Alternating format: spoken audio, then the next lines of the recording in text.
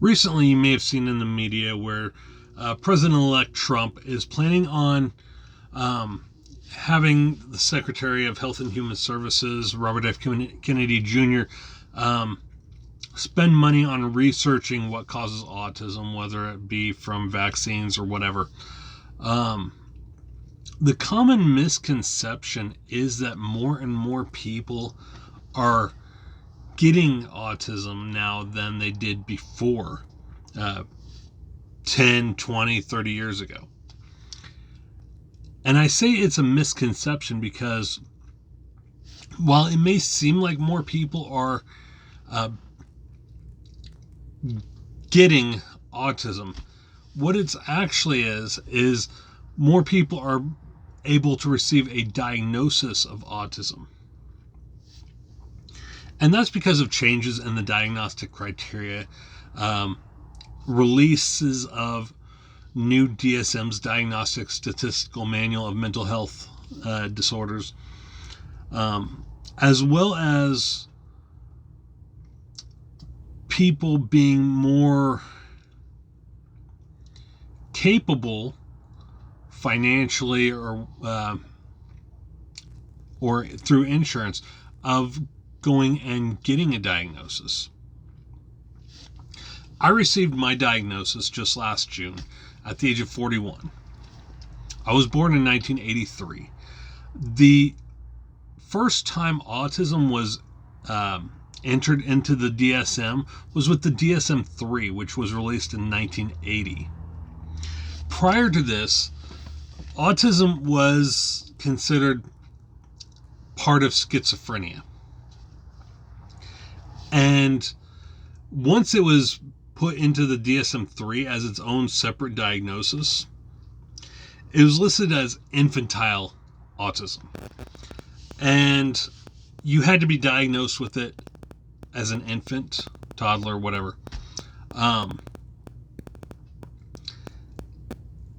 And it was commonly believed that only upper to upper middle class white males could be diagnosed autistic. This was because the research didn't really look at other genders or other ethnicities, or even other economic statuses. Only the upper class were able to afford a diagnosis, while other classes just weren't able to. And a lot of times, when it came to it, when people started to notice a difference in the individual, in their development, a lot of times they would be diagnosed schizophrenic and institutionalized. I received a psychological evaluation when I was in 5th grade. This was in 1994. And the DSM-4, which was the first DSM to include Asperger's as a diagnosis, was released in 1994. So during my psychological assessment, through the school district, the school psychologist gave it to me. She was still operating off of the DSM-3 diagnostic criteria, which is why I didn't receive my diagnosis of autism as a child when I was in 5th grade, even though in my psychological evaluation, all the signs were there. Everything she talked about in the psych evaluation pointed to autism as we know it today. However, that wasn't what autism was considered in the DSM-3. Had she used the DSM-4, which literally just came out at the time that she was doing the evaluation, I likely could have gotten a diagnosis of Asperger's. But like I said, it was released the exact same year as my evaluation. So not a lot of people, not a lot of clinicians had access to it. This was right in the early stages of the internet, too. So didn't have as much research on autism as we do today.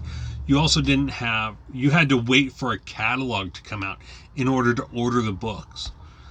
You had to wait for them to be advertised in like Psychology Today or Counseling Today or a psychological magazine or a medical journal or something like that, which generally speaking at the time was like, I want to say the journals were printed once a year, while magazines were printed like once a month or once every other month, something like that, maybe once a season. So you didn't have all this instant access that you do today. So the internet has really helped with pushing research forward, pushing information forward, availability of information. The DSM-5 was released in 2013. Generally speaking, new DSM comes out every 10 to 13, maybe 14 years sometimes. But it was the DSM-5 was released May 18th, 2013. The DSM-5 TR, which was the text revision, just rewording, making things easier to understand, more specific in the diagnostic criteria, that was released in 2022. So we are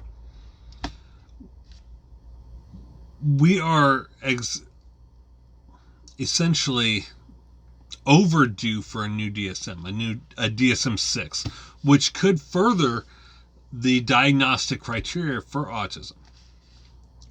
You know, when the DSM-5 was released, Asperger's was merged into autism as a combined diagnosis. So you no longer receive Asperger's diagnoses anymore. It's all listed under autism. You have autism level 1, which is low support needs, which is where I'm at. You have autism level 2, which is moderate support needs. You have autism level 3, which is high support needs. And individuals on the autism spectrum, are able to move between the levels across their lifespan. Someone who may have or be level 1 autistic in their teenage years may become level 2 in their 20s when the brain finalizes its development, essentially. This is oftentimes when you will see manifestations of mental health disorders as well during the mid-20s, once the brain fully develops around 25, 26, somewhere around there. That's why you see such a prominence in mental health disorders during this time. And that is generally when a level 1 autistic kind of backslides into like level 2 sometimes, maybe even level 3. And then during the mid-30s, things start to come back around, and you'll see that same autistic individual needing less and less support needs, going into level 2, going into level 1, because the brain is starting to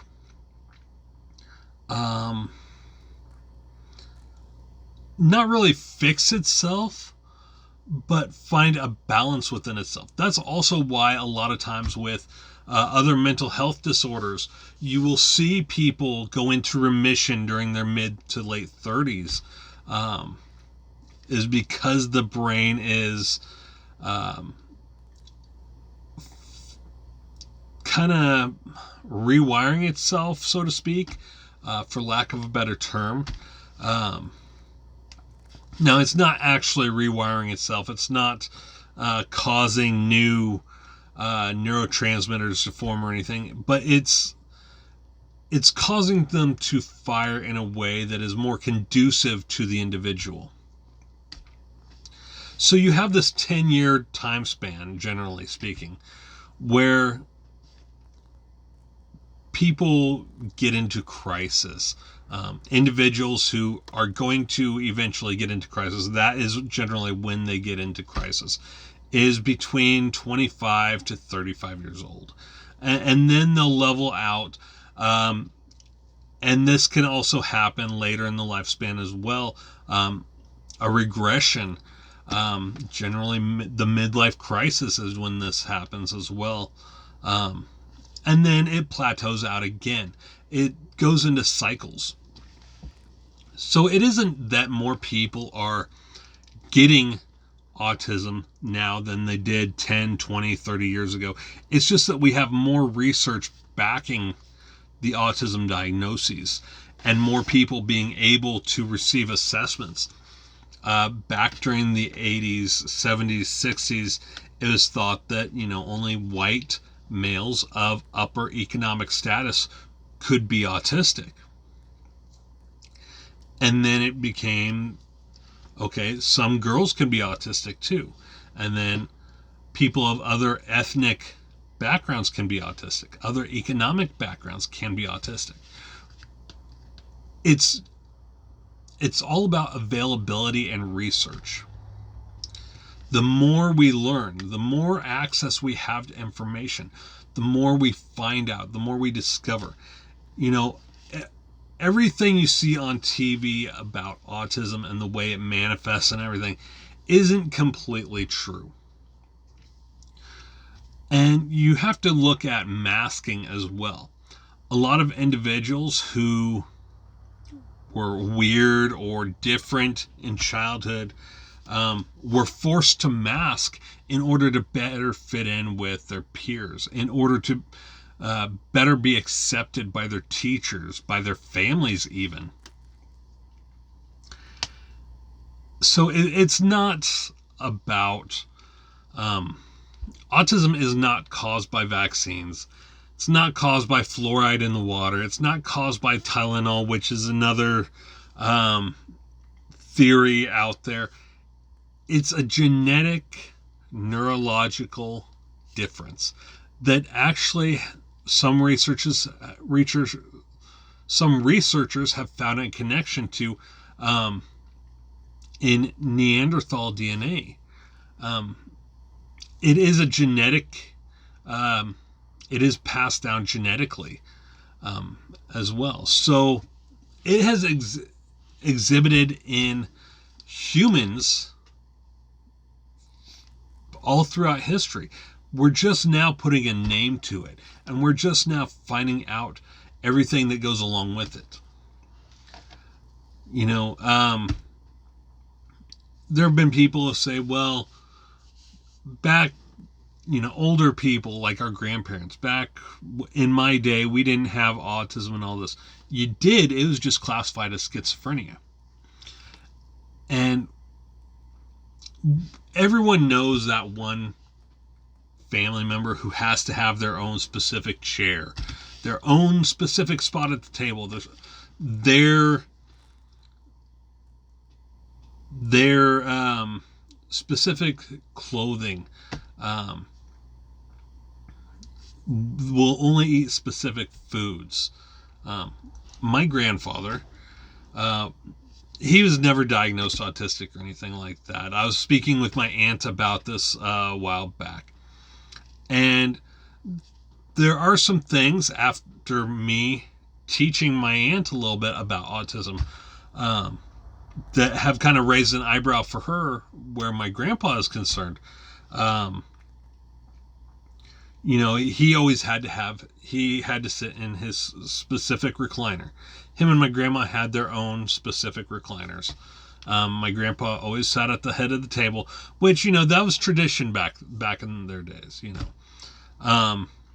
but he always wore khaki pants, not really slacks, just khaki pants.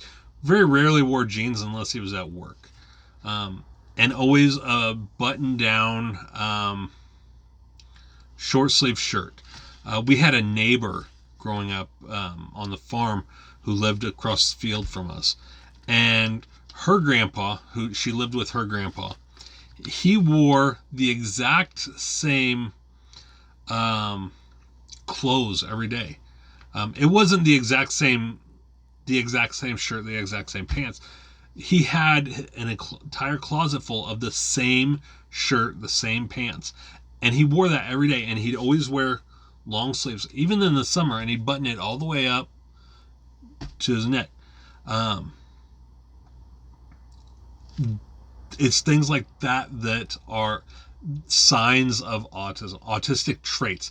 Not necessarily that it means the individual is autistic, but looking at it today,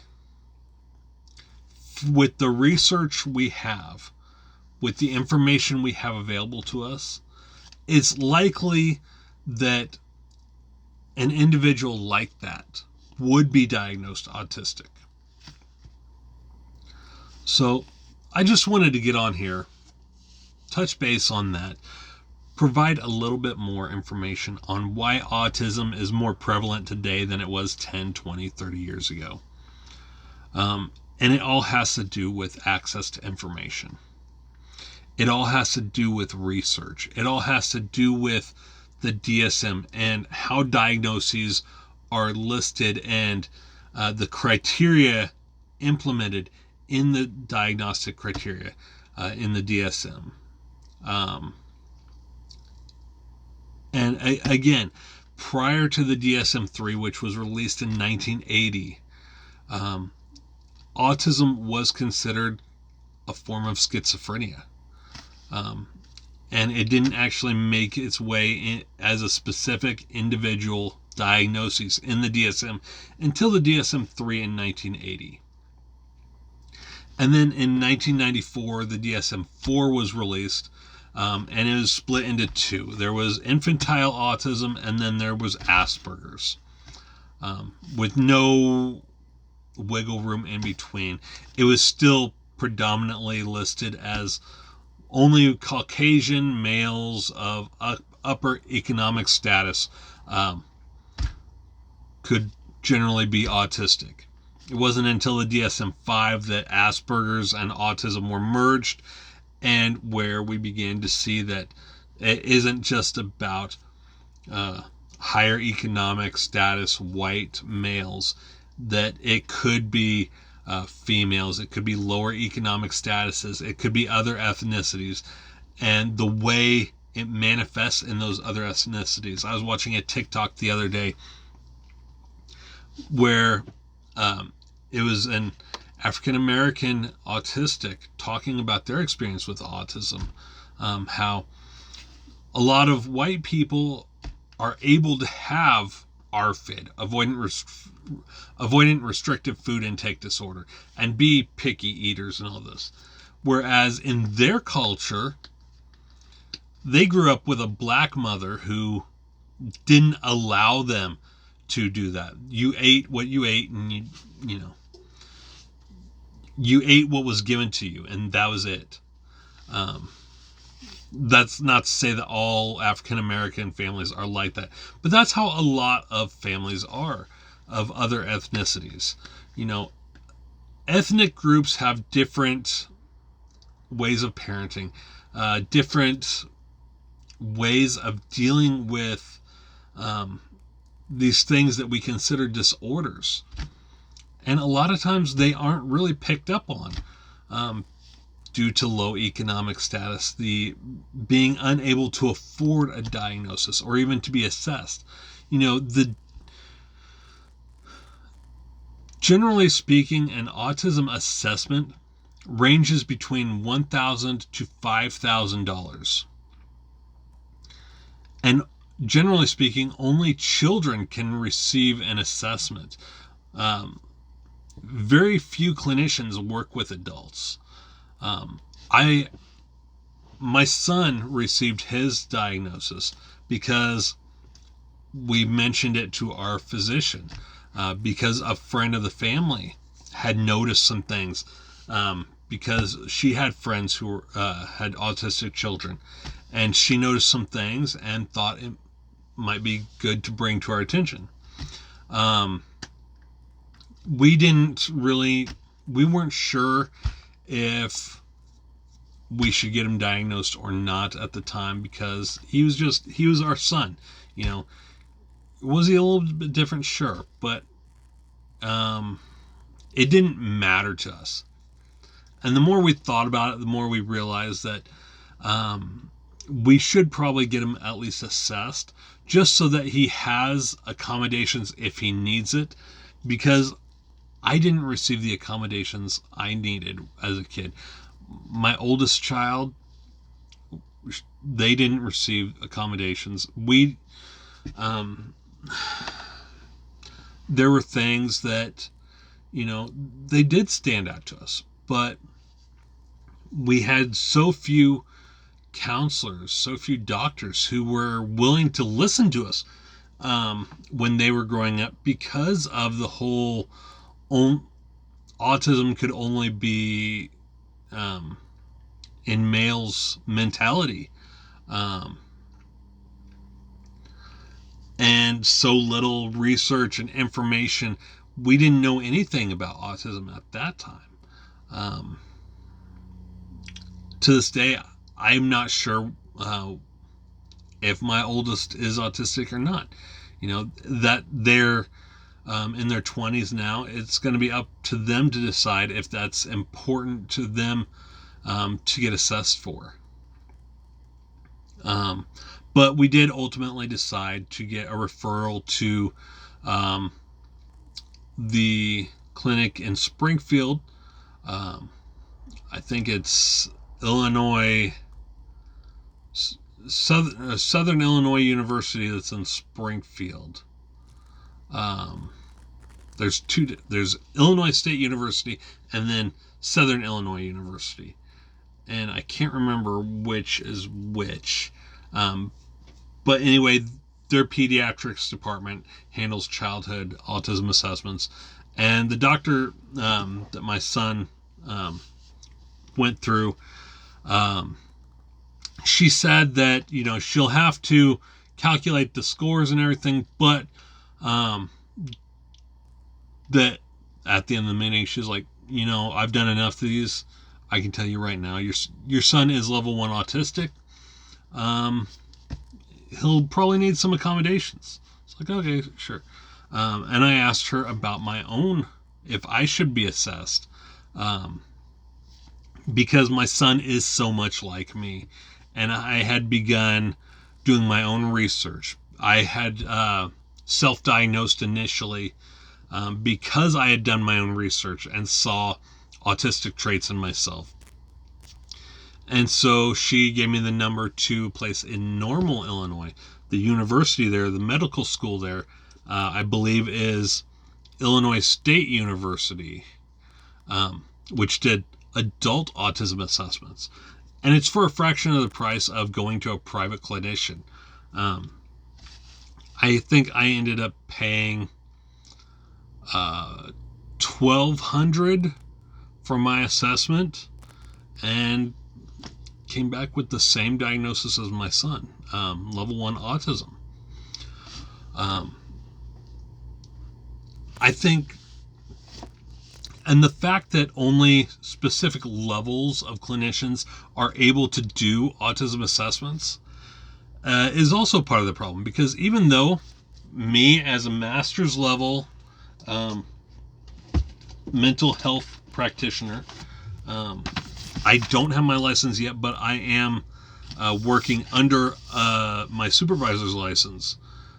Even though I can read the diagnostic criteria, and I can read the exams, and I can calculate the scores and everything, I cannot actually give an assessment or give a diagnosis of autism. Even once I receive my master's degree and my LPC or my LCPC, I won't be able to unless I get further training at a master's level to be able to do that. And most master's clinicians just don't. They're able to, but the training costs a few $1,000s to do, to get certified in order to do autism assessments, which I am planning on doing in the future, continuing education. Otherwise, you do have to have a doctoral degree. in order to give the assessment. And generally speaking, only PsyDs and psychiatrists receive that training to give those assessments as part of their schooling. So that's another reason why not as many people are able to receive an assessment or diagnosis for autism, because of the lack of ability. There's so many clinicians out there, but very few are actually trained in or able to give an autism diagnosis, even though they can read the criteria, even though they can match traits to the criteria, even though they can read the ADOS-2 and actually perform the ADOS-2 and calculate the scores. They are not able to actually give the diagnosis, which is something I believe really needs changed. So yeah, I just wanted to jump on here. I know you guys have been seeing here lately, I've been transferring my TikTok videos over to YouTube, just in case TikTok does get shut down. I do still have quite a few more TikTok videos to transfer over, but I think from this point on, I'm just going to do videos like this, talking about things that I've already talked about on TikTok, in a more YouTube friendly format. So yeah, I hope you enjoyed this video. Take care.